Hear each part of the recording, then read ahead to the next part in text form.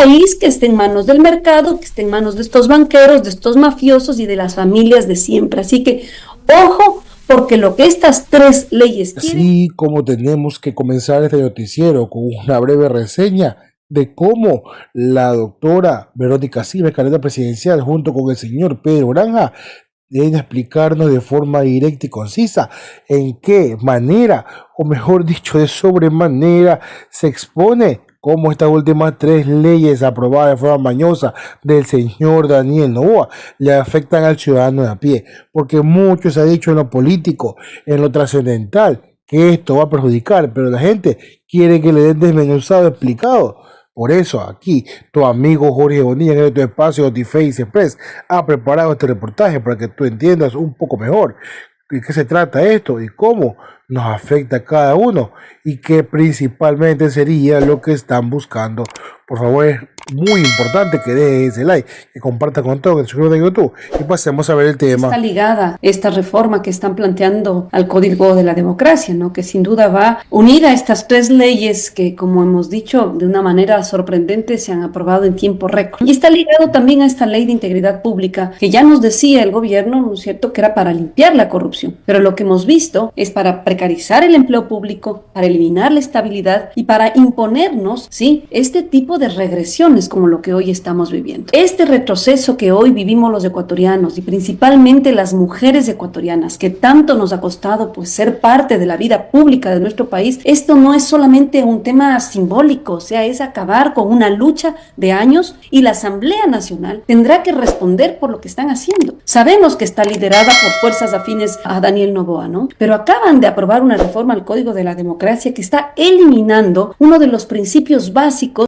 Bueno, eso sin duda, Alexis, o sea, yo creo que los ecuatorianos ya hemos llegado a un punto de que sabemos que no podemos esperar nada bueno del gobierno de Daniel Noboa. O sea, si eso no tenemos claro hoy en día los ecuatorianos, pues va a ser muy difícil también dar respuestas. Si no vemos que estas tres reformas, por ejemplo, no son reformas aisladas, viene conectado con este proyecto guerrerista que ya lo implementó durante un año y que hoy necesita precisamente lo que no había logrado en ese año, porque no tenía una asamblea totalmente a su favor. Entonces, hoy necesita que esa estrategia logre también un revestimiento legal y por eso esta violación a la Constitución, ¿no es cierto?, y esta presión que se ha hecho al legislativo. Pero hay que tener en cuenta, ¿no es cierto?, que esta regresión democrática pues obviamente pues le puede salir muy caro a Daniel Noboa, ¿no? Yo creo que lo que está haciendo, por ejemplo, con el tema de las mujeres, ¿no?, el acabar con esa progresividad de derechos que nos ha venido caracterizando en los últimos años, yo creo que está despertando también ese sentido de rechazo a lo que hoy significa la propuesta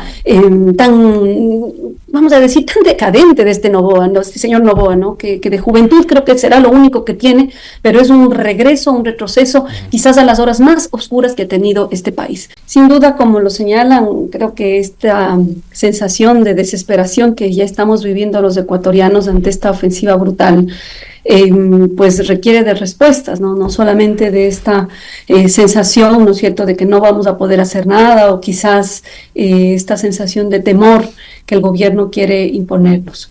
Yo creo que es claro que estamos viviendo una crisis de seguridad, una grave crisis económica, pero también, Licenia, hay una crisis de sentido, ¿sí? Hay una regresión sistemática de derechos impulsada por un gobierno que lo hemos dicho en este espacio y se ha mantenido también esa línea de crítica, ¿no? Representa a la oligarquía de este país, es decir, a esos grupos económicos ultrapoderosos que usan la política, que usan las instituciones no para el beneficio de la gente, sino pues para el beneficio de sus familiares, para el beneficio de sus, pues de sus negocios personales, ¿no?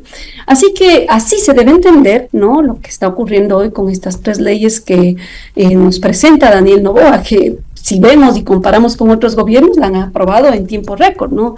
Tres leyes que, a diferencia, ¿no es cierto?, de lo que el gobierno nos está diciendo, orden y progreso y más seguridad, lo que están consolidando es un modelo autoritario, un modelo excluyente, destructivo, propio de los proyectos oligárquicos que ya hemos vivido en este país, pero quizás con la diferencia, y ahí conectamos con lo que mencionabas, Licenia, que había una sociedad civil mucho más organizada que podía dar una respuesta más pronta, ¿sí? Incluso con propuestas. Recordemos que esto ya se vivió en los años 90 con gobiernos como León Febres Cordero, Sixto Durán Ballén, después lo vivimos con Yamil Maguad.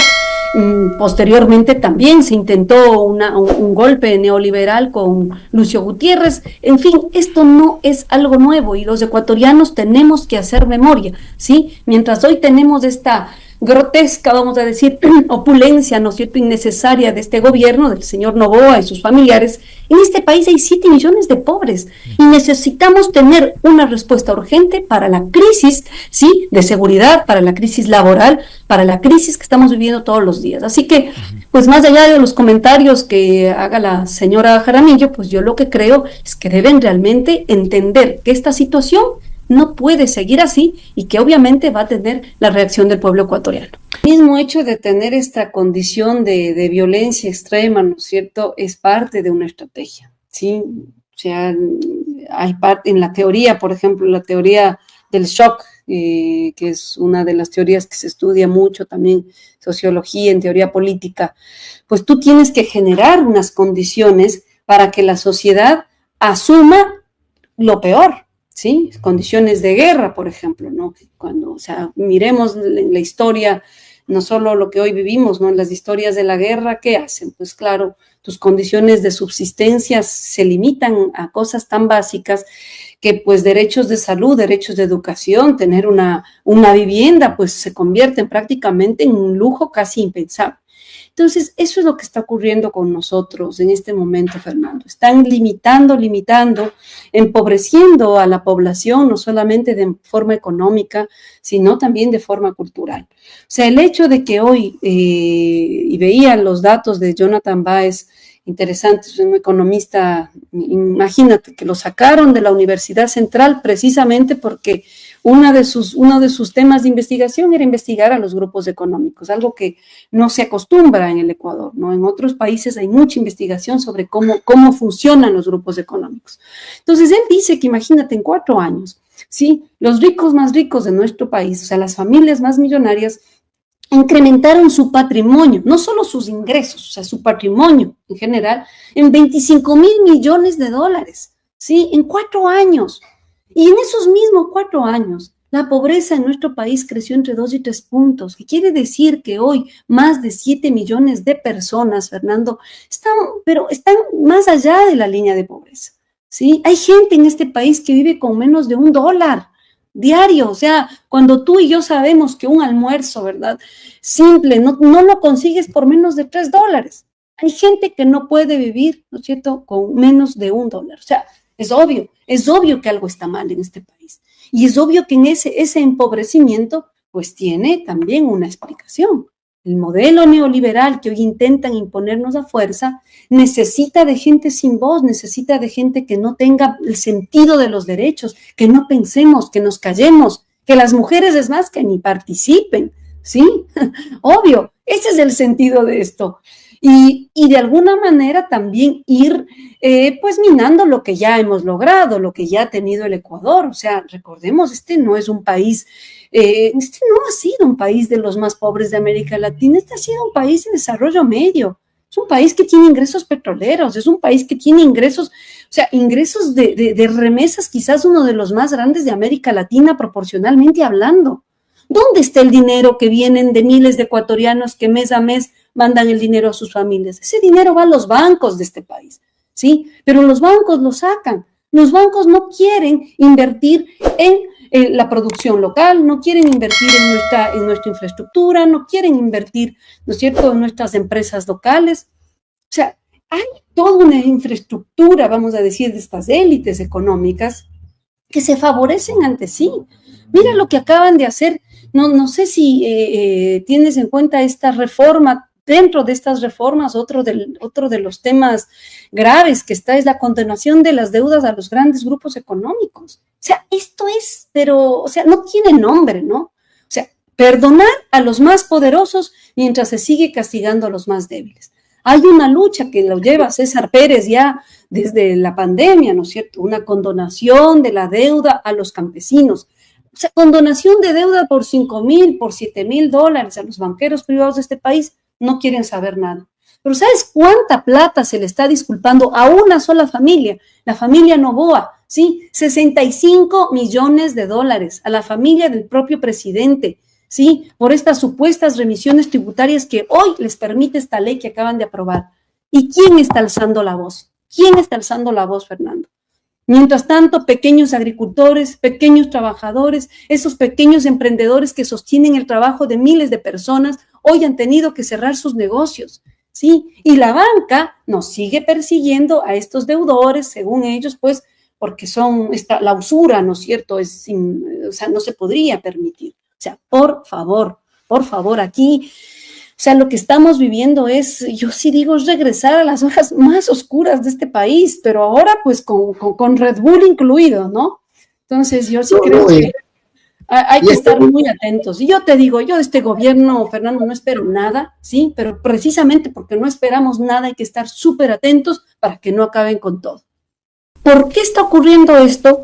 Porque obviamente estos personajes saben que el Estado no puede continuar con una vía de derechos como lo que hemos estado viviendo. Tienen que acabar ese Estado, tienen que hacernos ver como un Estado pues ineficiente, un Estado que no nos sirve, ¿verdad?, para que permitan y faciliten la privatización que se esconde atrás de estas 3 leyes, Alexis. Así que lo que yo creo es que hay que poner mucha atención, porque lo que sí saben es que cuando un país piensa, pues cuando un país tiene salud, cuando un país tiene educación, pues exigimos, y lo más peligroso, nos organizamos, ¿verdad? Y hoy lo que están logrando es que no pensemos, que no exijamos y que no nos organicemos. Entonces, lo que quieren es eso, un país que esté en manos del mercado, que esté en manos de estos banqueros, de estos mafiosos y de las familias de siempre. Así que, ojo, porque lo que estas 3 leyes quieren es privatizar lo público, acabar con nuestros derechos y obviamente con una estructura social que bien o mal nos ha dado cierta dignidad a los ecuatorianos y ecuatorianas. La verdad absoluta que dice la doctora Silva es algo que entre reseña lo va diciendo. No se puede esperar nada bueno de un gobierno que en sí nació ilegítimo y que sobre todo no se ha preocupado en este casi año y medio que lleva gobernando, quizás un poco más, me estoy quedando corto, no ha hecho por la gente. Porque sabemos que se entregó bonos en campaña, simplemente fue para captar más votos de la gente agradecida que le iba a dar su respaldo, más no fue porque quisiera hacerlo de forma articulada, porque la gente lo necesita. Y esto creo que ya quedó en evidencia para todos, porque ni bien se religió de forma mañosa, lo quitó este bono o compensación, como le llamara. Sin embargo, estas leyes pretenden dinamitar mucho más nuestra salud y sobre todo nuestra paciencia. Pues aquí hay que ver las cosas como son. Y esto es sumamente nefasto. Déjanos tu like, comparte este video, suscríbete a YouTube, síguenos en la red. Hasta la próxima.